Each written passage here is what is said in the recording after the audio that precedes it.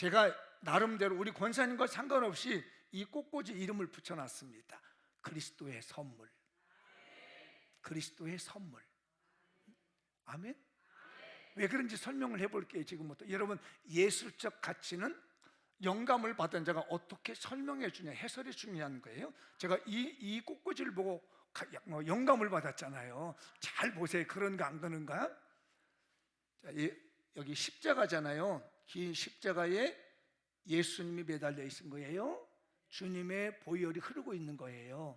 큰 십자가에 예수님이 매달리셔서 보혈을 흘려주셔요. 이렇게 둥글게 있는 건 온 우주 만물이에요. 온 우주 만물보다 크신 우리 주님이 십자가 지시고 이곳을 향해서 보혈 피를 흘려주시는데 이 끝이 보라색의 꽃에 닿았어요. 성경 일반적으로 보라색은 왕의 색깔입니다. 성경에서 우리가 뭐냐면 왕 같은 제사장이라는 거예요. 그러니까 우리가 왕 같은 제사장의 삶을 살고 있는 우리들에게 그리스도의 십자가의 보혈의 사랑이 흘러 들어와요. 그랬더니 그들은 뭘 하냐면은 여기를 향하여서, 열방을 향해서, 온 우주 만물을 향해서 예수 우리의 십자가의 사랑을 선포하는 복음의 능력자가 되더라는 거죠. 그걸 보시고 하나님께서 우리에게 그리스도의 선물을 주시는데, 선물 우주 만물 위에 있는 그리스도의 사랑의 선물이 우리에게 주어지는데, 왕 같은 제사장의 삶을 살고 있는 우리 장미영 교회에 선물을 주셨습니다. 그게 1차 조건은 떡이었어요. 이따가는 생명의 떡이 될 건데, 목사님 갖다 붙이기도 잘하네. 잘 붙여야 목사님이야. 왜 그러냐면 목사님은 이게 말이에요, 영감을 받은 대로 하는 거예요. 할렐루야. 그래서 이 선물에다가 뭘 넣어놨느냐, 뭔가 넣어놨어. 그냥이 아니야. 이거는 제가 이 선물의 명칭을 뭐라고 했냐면, 그 속에다가 우리 예수 그리스도의 축복을 받는 사람이 물질의 축복을 받아서 달콤한 사랑을 느끼며 세계 열방에 예수님의 십자가 사랑을 전파하는 선물이 됐으면 좋겠다. 우리 장미영 교회가 재물의 물질의 축복을 받아가지고 그리스도의 뜨거운 이 달콤한 사랑을 받아서 세계 열방에 예수님의 십자가의 사랑 선물을 나눠줄 수 있는 교회가 됐으면 좋겠습니다. 이것을 만들어 놓고 제가 저녁에 기도했습니다. 하나님, 이 선물을 줘야 되겠는데 누구한테 줄까요? 제비뽑기를 할까요? 어떻게 할까요? 밤을 설치면서 기도하고 또 기도하고 오늘 새벽까지 기도해서 하나님, 제가 목양실에 와서 어떻게 해야 될까요? 근데 올라가지 않고 마음에 결정이 났습니다. 제가 선물을 드리겠습니다.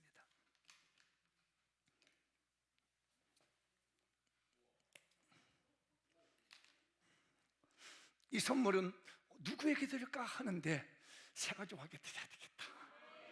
근데 새가족은 누구냐? 요즘 보니까 등록해가지고 열심히 새벽마다 나와서 기도한 분이 있더라고. 누구죠? 이름 박동희 집사. 장로님이야? 이거 어떡하냐 이거. 우리 장로님한테 박동희 집사님 나와요. 그럼요.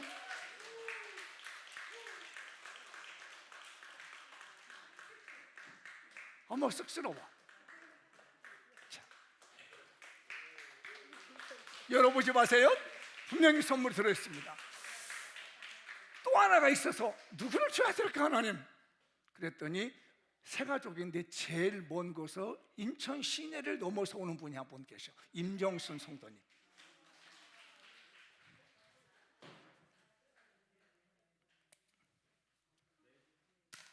매주 드려? 난 배수는 어려워 이거는.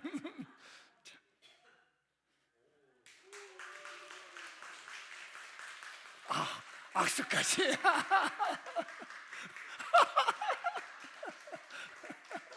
아니, 목사님한테 또 이런.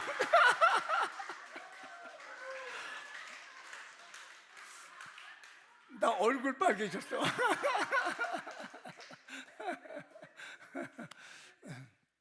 선물입니다. 열어보시면 뭔가 들었을 것 같은데 안 열어봐도 돼요. 거기에는 제가 기도하면서 받은 영감의 선물이 있습니다. 이종섭 씨가 영감을 받고 실물에 사과를 들 수 없는 상황이 되다 보니까 그림을 그려주듯이, 담임 목사도 더 많은 걸 주고 싶었지만 그런 형편이 되지 않다 보니까 제 마음에 하나님의 물질의 축복을 주셔서 달콤한 사랑을 느끼는 그리스도의 전도자가 되게 해주십시오. 이런 마음으로 제가 그 선물을 안에다 넣었습니다. 네, 협조해 주신 우리 권사님 너무 감사하고 저에게 영감을 주신 하나님께 영광을 돌립니다. 여러분, 이 하나님의 선물 이제 나누며 사십시다. 오늘 본문이 주는 말씀이 이제 그런 마음에서 오늘 선물을 자꾸 나눠주라니까 한번 보도록 하시죠. 지난 우리 10월 9일 날이죠. 등산을 갔습니다. 그때 어떤 분이 또 간식 선물을 다 해가지고 여기다 써서 붙여서 주었어요. 가지고 올라가서 정상에 올라갔더니 사진을 찍어준 분이 있었습니다. 우리가 이제 교인들이 있었고 옆에 보니까 가족인 분에게 사진 좀 찍어주세요. 그랬더니 여자분이 사진을 찍었는데 잘 찍어줬더라고요. 제가 또 그냥 갈 수가 없잖아요. 고맙다고 여기서 그 누구에게 혹시 그거 간식 있느냐 했더니 한 분이 꺼내더라고요. 꺼내가지고 한두 개를 꺼내다가 잘 안 꺼내니까 다 가져가세요 그러더라고. 이걸 다 가져가세요 받았는데 그 엄마 된 젊은 엄마가 쳐다보는 거예요. 읽어요. 거기에 써 있는 게 있었거든요. 혹시 장로님 뭐라고 썼는지 아세요? 나는 기억이 가물가물한데. 네, 예수 그리스도 행복의 시작. 그리고 그 위에 전교인 힐링 코이노니아 등산대, 그리고 밑에다가 장미연 교회를 썼는데 보면서 교회시군요. 고기를 끄덕하더라고요. 제가 마음이 뭉클했습니다. 이렇게 선물이, 작은 선물이지만 우리 교회라고 하는 이름이 들어지고 예수님이 소개되는 걸 보고 정말 우리 교인들 너무 영감이 넘친다 생각해서, 영감님은 안 계신데 영감은 넘치는구나, 제가 그랬습니다.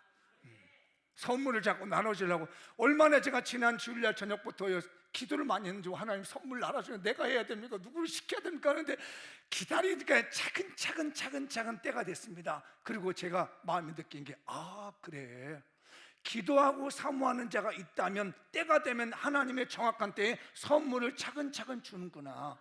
우리 장미연 교인들이요, 하나님의 예배하신 선물을 다 받으시기 바랍니다. 차근차근 기다리시면 역사가 일어날 거예요. 저는 그 믿음을 가지고 오늘 설교를 드리는 겁니다. 옆 사람에게 우리 선물 받고 나눕시다. 시작. 다시 한번 인생의 선물 받고 나눕시다. 시작. 그렇죠? 오늘 본문의 말씀 이제 보면은 한번 읽어볼까요? 시작. 전도를 위해 누구에게나 선물 주기를 좋아합시다. 한 번 더 시작.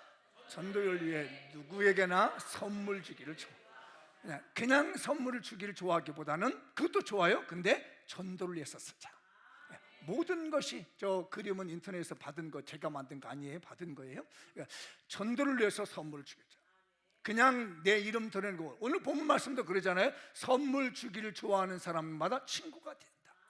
너그러운 사람에게는 은혜를 구하는 자가 많지만은 선물 주기를 좋아하는 사람은 친구가 많이 되어진대요. 제가 어린 시절에 제가 제일 성경을 고등학교 때 읽었던 게 잠언서거든요.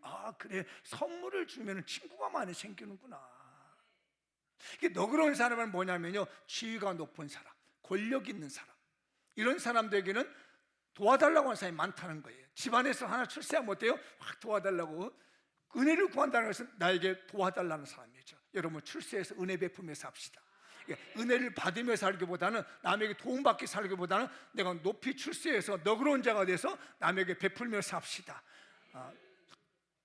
친구들도 마찬가지예요. 베푸는 게 중요하더라고요. 주는 게 좋더라고요. 성경으로죠, 주는 것이 받는 것보다 더 좋다.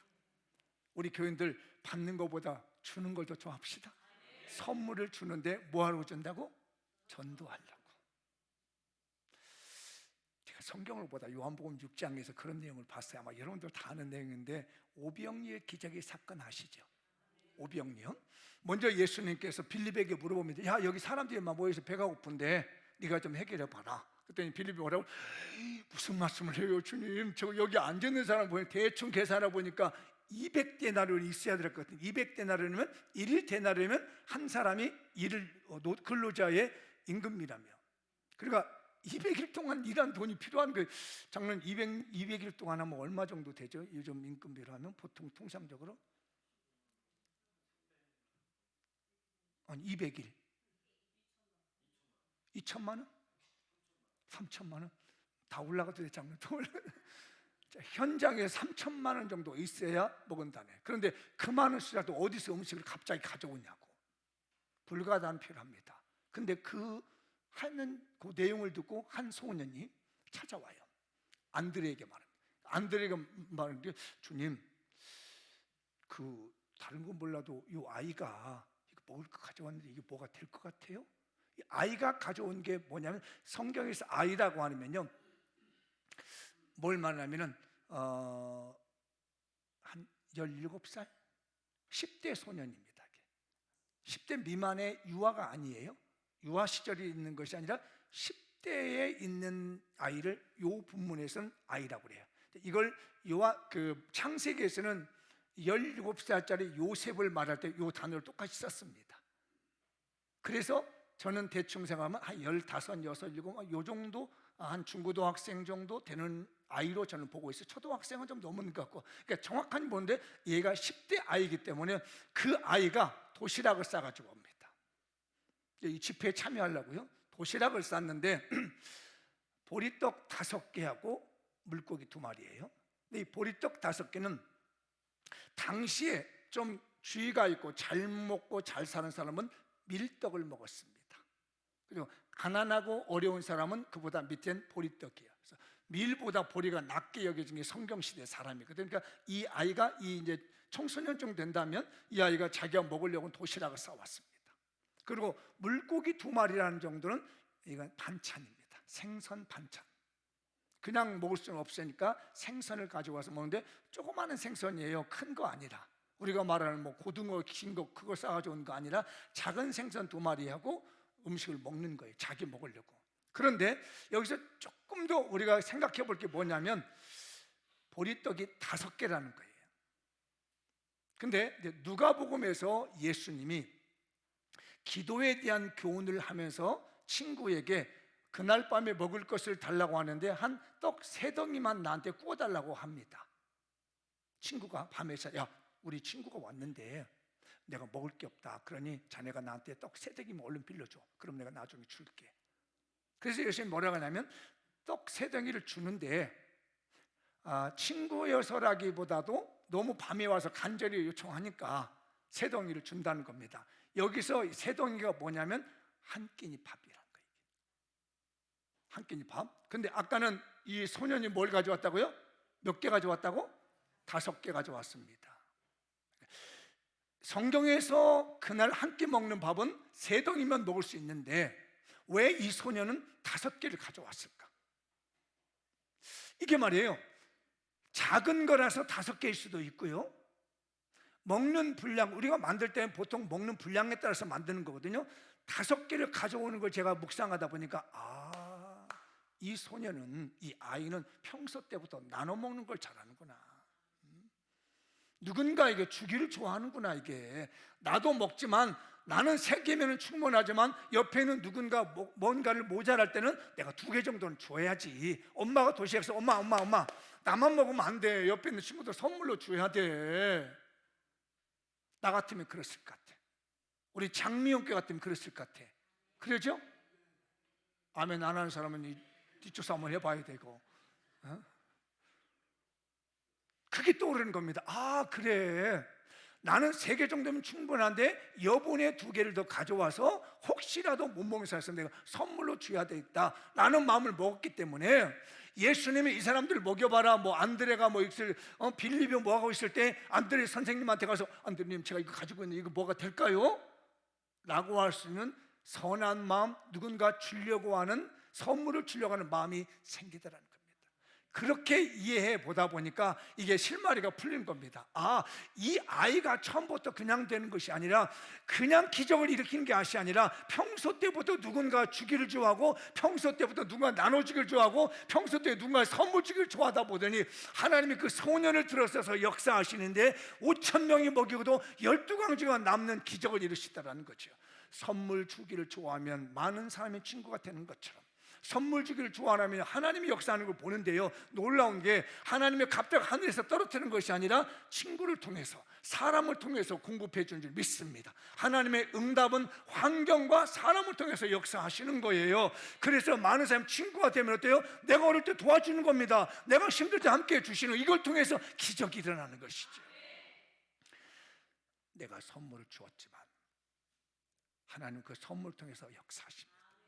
오늘 선물을 드리는 우리 사랑하는 교인들이요, 나는 드린 것 같으면 하나님은 기억합니다. 그래서 일찍이 오늘 선고 중에 나왔는데, 이 소년이 오병이어를 일으킬 수 있는 그 기적의 예표를 씁니다. 바로 그 밑으로 내려가면 6장 35절이 나오거든요. 그 끝에 예수님 말씀하십니다. 나는 생명의 떡이다. 이 교훈을 쓰시고 했었던 거예요. 아니 그 10대의 소년을 하나님께서 사용하시더니 예수님의 그 말씀의 모델을 삼으시고 재료를 삼으신 거예요. 우리 성도님이 이번에 떡을 가져왔잖아요. 그래서 내가 그 무슨 떡이 또 여기 떡이 걸리냐? 아마 다음 날 다음 주나 했었다는 이 떡이 이런 어떤 예표가 되지 못했을 거예요. 이건 제가 생각해 봤습니다. 그래, 하나님께서 우리에게 생명의 떡을 먹이시고 육신의 떡을 먹이시고 풍성하게 하시는 하나님의 기적적인 일들을 우리 장미홍께 주시리란 확신이 있습니다. 예표적인 사건이 되었던 거예요. 선물을 나눠줬더니 예표적인 사건이 일어나더라. 우리 교회에 선물을 나눠줍시다. 지금부터 생각해서 이 설교 들으면서 그래, 나는 이 사람 전도해서 이거 선물해야 되겠다. 분명히 거기서 역사가 일어날 줄 믿습니다. 분명히 거기서 기적이 일어날 줄 믿습니다. 거기서 분명히 능력이 나타날 줄 믿습니다. 여러분의 가슴이 뜨거워지시길 바라요. 어느 장로님이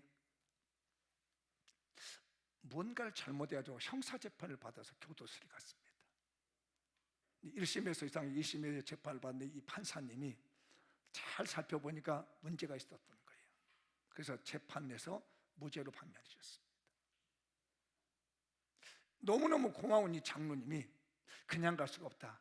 우리를 죄로 교도소 가게 했던 이 죄의 사건을 무죄로 만들어주신 판사님에게 그냥 갈 수 없다라고 해서 그 부인 권사님하고 호남 지역에서는 제일 좋은 쌀 2가마니를 샀대요. 이 시기 어느 때인지는 모르겠어요. 명확히 나와 있지 않게 돼 쌀 2가마니를 사더니 시간 날 때마다 펼쳐놓고 쌀을 고르기 시작합니다. 온전한 것만 골랐어요. 또 일하기 바쁘면 또 놔뒀다가 또 고릅니다. 그래서 요만큼 흠이 있다든지 뭐 반쪽짜리가 됐다든지 뭐 뉘가 섞였다든지 이런 것들은 다 배제하고 쌀이 온전히 좋은 것만 골라가지고 며칠이 걸려서 골랐습니다. 그러면서 기도합니다. 하나님, 우리 판사님 복을 주십시오. 판사님이 잘 되게 해주십시오. 그래서 몇 날 며칠을 이 쌀을 골리면서 그 쌀 하나하나에다 기도를 심은 거예요. 여러분 생각해봐요. 쌀 2가마니를 다 뒤진다고 생각하세요. 하나를 집으면서. 그러니 그 얼마나 정성이 담겨져 있겠어요. 그렇게 모았더니 쌀이 1가마니로 모아지더래요. 절반은 다 버리는 거예요. 그리고 들고 가서 그 판사님 집에 가서 이제 출근하니까 그 부인에게 전달해 줬습니다. 왜냐하면 이분이 워낙 청렴결박한 분이기 때문에 이런 건 안 받으시니까. 근데 저녁에 다시 와 있어요. 자기 집 앞에 쌀이 있습니다. 그래서 또 이 장로님이 또 갖다 놨습니다. 여러 번을 왔다 갔다 하다가 이 판사님이 그때 글을 썼습니다. 이렇게 자꾸 갖다 놓으시면 내가 사람을 써서 이걸 옮겨야 되는데 인건비 줄 돈이 없다. 제발 내가 마음만은 받을 테니까 이거 도로 가져가시라고 하고 글을 쓰고 판사님 갖다 놓은 거예요. 그러니까 장로님 보고는 자기가 또 지금까지의 배경을 쫙 설명했습니다. 이 과정을 그리고 갖다 놓았어요. 그랬더니 그 편지를 보고 그 판사님이 장로님을 불렀습니다. 가족을. 그러면서 이렇게까지 정성스럽게 선물해 준 건 처음이다. 내가 이건 받겠다.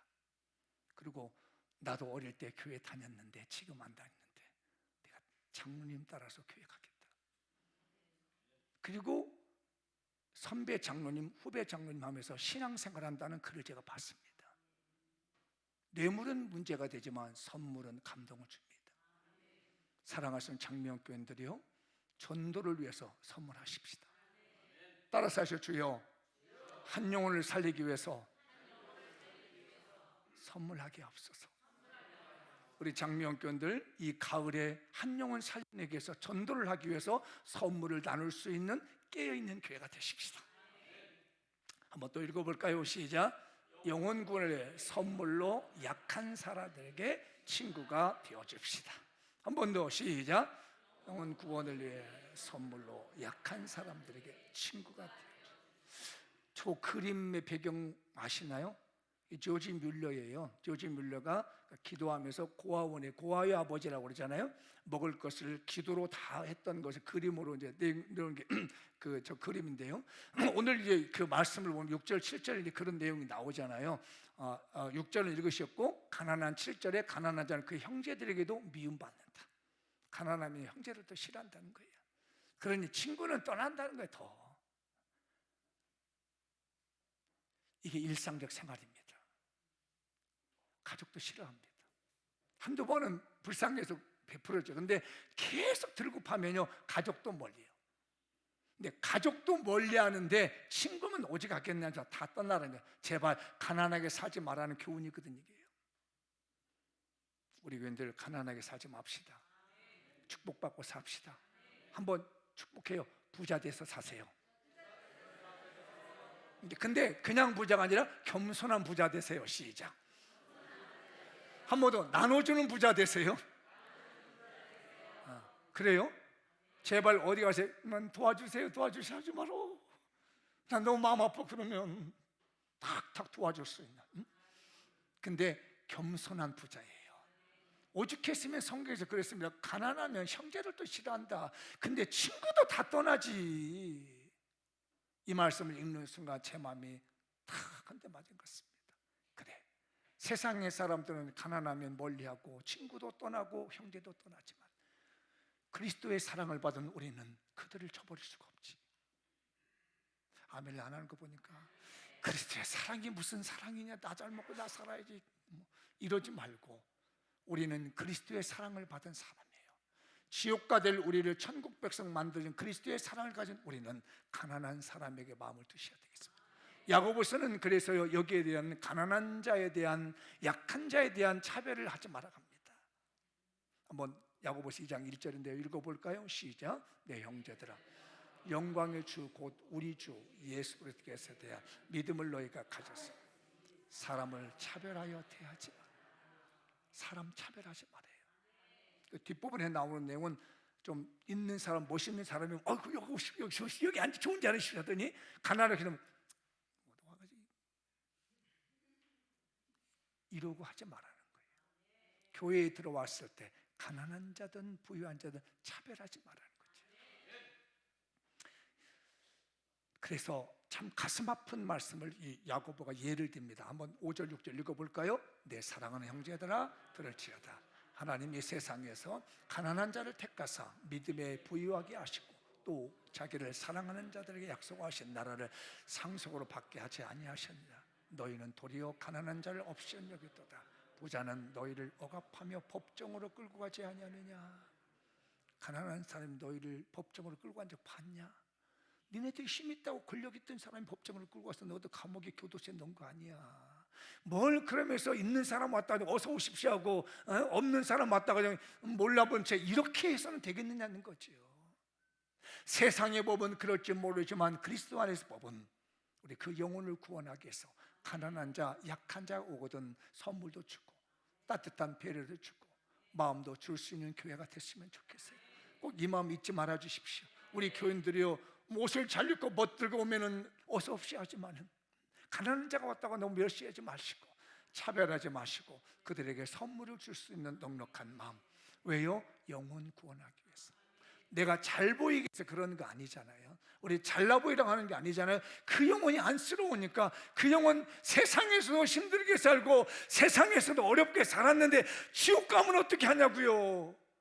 잘 먹고 잘 사람, 잘 이는 사람은 세상에 누려봤으니까 물론 지옥 가서도 안 되겠지만 안 되잖아요. 예수 그리스도의 십자가의 사랑을 가진 우리들이요, 가난하고 약하고 힘든 자가 있거든 선물을 주면서 다독여 주십시다. 오늘 이 말씀을 듣고 감동되거든 당장 가서 한번 해보십시오. 제가 일주일 동안 고민하며 기도하고 하나님 선물했더니 여기 선물도 나오고 여기 선물도 나오고, 이 모든 것이 무엇을 이룬다고요? 영혼 구원. 내 가족을 위해서 구원하기 위해서 선물을 나눠줬으면 좋겠어요. 알베르트 듀러라고 하는 사람 혹시 아나요? 듀러 들어보셨나요? 독일의 화가인데 오늘은 화가가 많이 나오네요. 프렌츠 라인스타인이라고 하는 친구와 듀러가 있었습니다. 라인스타인과 이 듀러가 미술을 잘하는 한 동네 친구였어요. 근데 둘이 너무 가난하다 보니까 미술 공부를 할 수가 없습니다. 그래서 이 라인슈타인이 그 듀러에게 말합니다. 자네가 먼저 공부하게. 그럼 내가 뒷바라지 줄게. 그리고 자네가 성공하면 나를 밀어줄게. 그럼 난 그때 내가 그림 공부하겠네 라고 약속을 하고, 이제는 듀러는 도시로 가서 미술 공부를 잘 했습니다. 그리고 이 라인슈타인은, 친구는 그 지방에서 몰래 허드렛 일을 하기 시작해요. 식당 일도 하고 허드렛 일을 해서 다 돈 모아서 자기 친구를 해서 다 보내줍니다. 이 고맘에 들어도 그걸 놓치지 않고 열심히 공부를 해서 미술계에 성공을 합니다. 그리고 어느 날 자기 고향으로 내려왔어요. 이제 친구를 밀어줘야 되니까.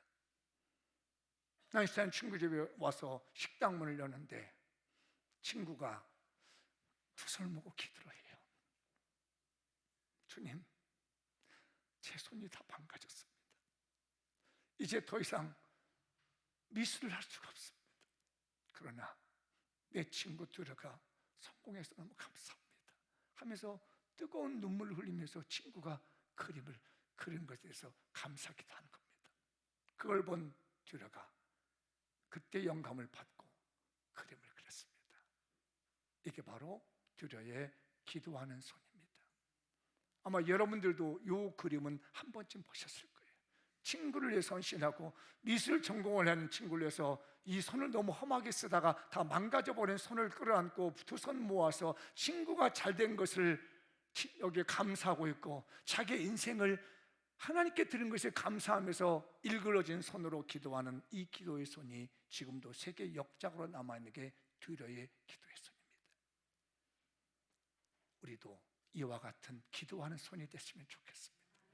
가족을 위해서, 내 친구를 위해서, 내 이웃을 위해서, 그 영혼이 구원받기를 원해서 친구가 되도록 하기 위해서 기도해 줄 수 있고 전도해 줄 수 있고 이끌어 줄 수 있는 행복한 우리 장미영 교회가 꼭 계셨으면 좋겠습니다. 우리 손잡고 이렇게 말합시다. 우리 기도하는 손이 됩시다.